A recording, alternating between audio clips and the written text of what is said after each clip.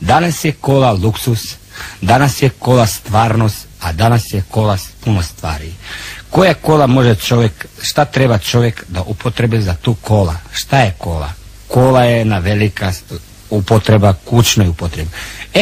To recimo kad bi rekli, ima u Beogradu recimo jedna specijalna otpad, u otpatima u Višnjičkom putu, tamo imam specijalne kole, specijalne otpati. Šta bi, na primjer, čovjek trebao kupovati? Evo kako je na preporuka koju bi mu čovjeku to upotrebilo. Na ovaj način. Treba čovjek da prvo kad uđe u otplatu, pa prvo pogleda desnu koja mu se kola sviđa. I on će sam da izabere. Recimo ima kola sa 2 točka, kola sa 3 točka, a čak i kola sa padobranom, specijalnim padobranom. Kola koja bi mogla čovjek da automatskim putem da sleti čovjek na Beogradskom sajmu za model automobila.